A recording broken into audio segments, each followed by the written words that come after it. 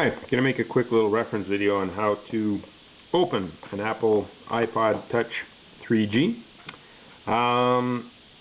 This basically is an iPod. It was my son's iPod Touch. It basically had the misfortune of being submerged in salt water. He forgot he had it in his pocket when he went swimming. So it stayed submerged for a significant amount of time, for about an hour, before he realized it, and it's needless to say, it's toast. So I decided to pull it apart, do a little reference video for those who may have one that might be causing them a little bit of trouble, or who might have basically, dropped it in water for a much shorter duration of time if it fell in the tub or something like that quickly, to be able to how to get it cleaned up and whatnot. First and foremost, if you do drop something like this in the water, I've been told that there's not real much likelihood that you'll be able to salvage them. But there are tricks on how to sort of remove the moisture out of these units without having to open them. First thing people have been saying, blow into the earphone jack here with some air. May work, but I'd be very doubtful, because you'll soon see inside that it won't get any of the upper circuitry up here, where obviously the buttons are on this side that the water will easily penetrate and get into. Best suggestion, put it in a sandwich bag or any type of sealable with a zip on top bag. And if you have those little silica packs that you usually get with circuits, electronics like this, put them in there. Alternate sort of ideas to use would be the materials in diapers. Pull out just the center. Don't open it up, because you get all these little beads. But pull just the middle part, or the sanitary napkins or Tampax, not the tampons, not the cotton things. In the last case scenario, you want a real makeshift kind of quick fix would be just rice, regular long grain rice in a bag. Submerge it all in there. This can help to remove some of the moisture. You got to leave it there for a couple hours more, like I'd say 24 hours would be the best, to try to hopefully get all the moisture out of there. In this case, like I said, this one was submerged in water for longer. Now, these ones, the 3Gs are not like the 2Gs. They're a lot more complicated to open up, and because of this, I'm just telling you right now that I take no responsibility for those who decide to do it. It is very complicated and also very sensitive, that you can easily damage or rip apart some of the ribbon cables inside there, which I'll show you happened. So I take no responsibility if you decide to do this. This is simply for reference. If you decide to want to venture further, that's your own discretion. So, because obviously the 2G has a seam, let me close it down, has a seam along the ridge here. You pop it off and the back basically comes on, and that you can access the battery on the back a lot easier. The 3Gs are not designed that way. They're done in a different way, where they basically put the screen on the last. So you have to remove the screen. There's a seam that you'll see on the front, is a little bit of a rubber kind of gasket on the material of the screen, that you'll basically want to take some screwdrivers and pry out. So you start on this corner here, closest to the earphone jack. The reason being is upper on this corner, you don't want to do on the top, because you have a ribbon cable here. So it's going to be a lot harder to then open it up. So it's easier from this corner, go this way, go that way. Now there are 4 pins basically that hold this together, 4 snaps, male snaps on this one. There's 2 female on this side, 2 on the top, female on the top, and then there's 1 and then 3 closely grouped here, because obviously the buttons separate those snaps. So you got 4, 4, 2, and 2 that you have to get in there. And basically what you want to find is, as you can see them there, that's the metal portion of the plate, because there's a metal plate. The battery's sort of bloated inside, so I can't seal this anymore. So you're going to basically try to get in there, and what you're trying to do is pop the metal portion off. So you're going to try to get 1 screwdriver in there on the bottom side, and then basically work your way around, popping the other ones as you go along to get it apart.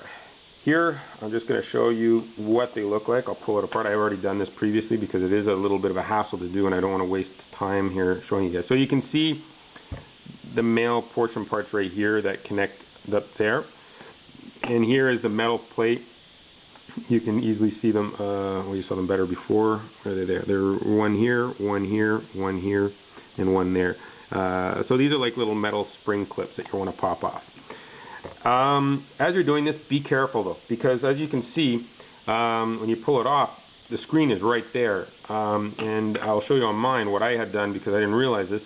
You see that sort of shadow right here at this point here. What happened is I had put the screwdriver in, I'd flexed under the screen, and basically that's what it causes blisters. So I'm certain if I was able to, you know, salvage this unit, there would be some screen damage there. So again, I would really recommend wearing gloves because, as you can see, you get a lot of fingerprints, and that's just rubbing as well. There's just streaks on there from I had cleaned it with something, but you get fingerprints all over these things easily, and that will most certainly affect, once you do fix it, if you're able to fix it, the image quality after the fact. So once you get it open, there is a ribbon cable, like I said, here in this upper area here. Show that to you right there. That you're going to have to be careful with. It has a little bit of length, but not much. So once you're going to open it, you're going to be basically stuck with the front of the faceplate kind of over here like this. Mine broke off, obviously, from the water damage and the multiple times I've been playing around with it. Then to be able to get to the battery, if that's the issue, you're going to have to lift up, obviously, the screen. The screen lifts off itself pretty easily. There's a ribbon cable right here that attaches it. You can see the copper on this part. It kind of detached from the movement and all that. It flips up, basically, like that. So you have to be careful, again, that you don't stress that point there. Here you can see all the oxidation from the salt water. Basically, you know, toasted this unit. Once you get it open, there are the batteries behind this plate. So what you're going to want to do is there are some screws here. These are little Phillips head screws you're going to want to remove with a very small tool. And I suggest you get these precision tool type screwdrivers to help you get in there. They have them with Phillips heads, so it's easy to do. So you have 1, 2, 3, 4 on this side. Then you got another 3, 1, 2, 3. Of course, then the buttons are here, and then you have another one which is up on this area here, as you can see it right there, and that's where you're gonna, the fourth one. That'll allow you then to pull the plate, the screen completely apart like this. Be careful of this top part here because it's kind of squeezed in underneath the lip of the metal backing of it. So it might take a little bit of finagling. It did for me.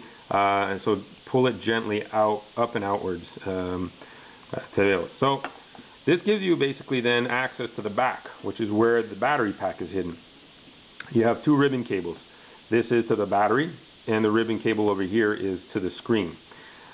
Very much like the 2G, this 3G, the battery pack is stuck to the back here. There's that glue. I've pulled it apart. Basically now, so you're going to have to do this. It's not going to pull off as easily. That you're going to have to do it with a flat blade. I would suggest a metal scraper of some sort, very thin. Don't use a knife because you can perforate the bag, and if the battery is still good or whatever, you don't want to damage that. But as you can see, mine's bloated here because of the water damage. So yeah, if you could feel it, it's pretty much like a blister pack now. There's air, you can feel the metal and the material on the inside, and then it basically, you know, I got this sort of push one side and it lifts up the other, so kind of thing that's happening, which is not supposed to be with these packs. These battery packs are supposed to have no air in them whatsoever. And this is basically what provides you with. This is what you get. The circuit board, which is on the bottom here, the screen, and obviously the power and the button control circuitry on the top there, with you know, the other components there. I don't know everything, but I just wanted to offer that to you. So there you go. Like I said, this is very complicated because think about this. If you're going to try to change a battery, you still got this ribbon cable holding you up. You got to peel this kind of apart here without damaging it. Pull that up. You got to pull apart the battery as all of this is moving. And then after, how do you remove this battery pack? Good question. I have no clue because it's soldered. The contact point to the battery is here, and it's soldered together. It's not just a regular push-in clip. So you'd have to unsolder it. And there seem to be 2 solder points here, where they're basically, you'd have to remove this sort of protective, I think there's a piece of plastic on this, it's the tape, and to be able to get it in. So yeah, not very easy fix.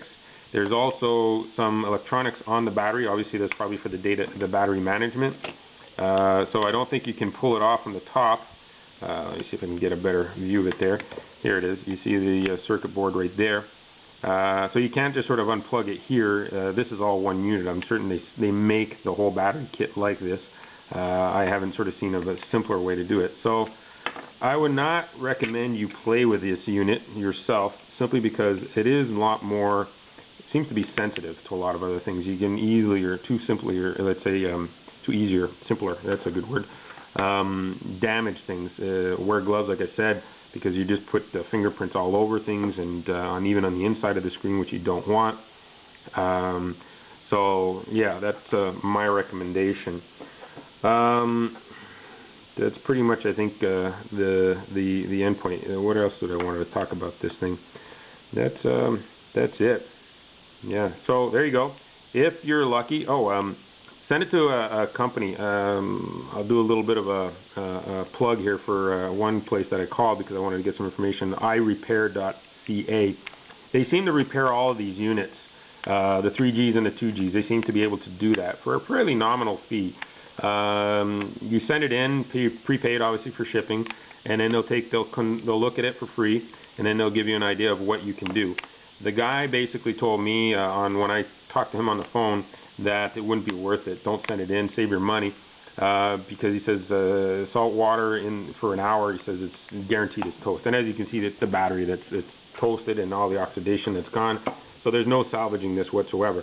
But he did say as well, even if they did try to salvage some that were just slightly waterlogged, whatever that means, and they give them a 30 to 70 percentile chance of surviving, so 30% chance of it surviving. He said that one time he had a customer, they redid it, they refurbished it, it worked, and as soon as the customer came to pick it in, it died. So it's a very much like trying to buy a car that was flooded. I would never recommend it. Simply because you don't know what hidden problems are going to happen and the oxidation that can happen long term, because you can't take the battery packs out of these things. My phone, I actually waterlogged this in a lake, but because I was able to pull the battery pack out, I saved the phone, and there's only a small amount of problems. The battery life is a little bit basically damaged, but not a huge amount, and this is a 3-year-old phone. It's this screen here sometimes go funky. Here it's actually giving me the right time and the date and all that stuff. But sometimes it'll go just white. But other than that, the phone still functions great. Still get good range from it and all that. But that just goes to show the differences in between an electronics as a phone, where the manufacturers build them a lot more robust than Apple, which I think they sort of build these things as in a sense for a throwaway kind of. You can't even really replace the batteries. They don't make it that simple. So. Yeah, that's what I think. They probably see this as a change to the new technology, which I also hear you can do. If you go to an Apple store and you have the current or the previous generation, you can, what they call an out-of-warranty upgrade. So I could bring this unit the way it is and pay, I think here in Canada it's maybe $130 for the same unit, brand new. Kind of a customer loyalty issue, but it's got to be either a 2G or a 3G, because a 1G you can't do that towards a 3G. And that was the guys over at the iRepair were talking to me about that. So I haven't validated that. I have to call and keep trying to call and get in contact with people, but obviously it's always like you got like 15 people in front of you waiting online, and I didn't feel like waiting all that time. So I'll have to go to the store myself and consult with them and see if that is a actual fact. And I'll post an update with the results to it. And there you go. And if anybody wants me to show more detailed images of something because they're trying to play with it or do whatever,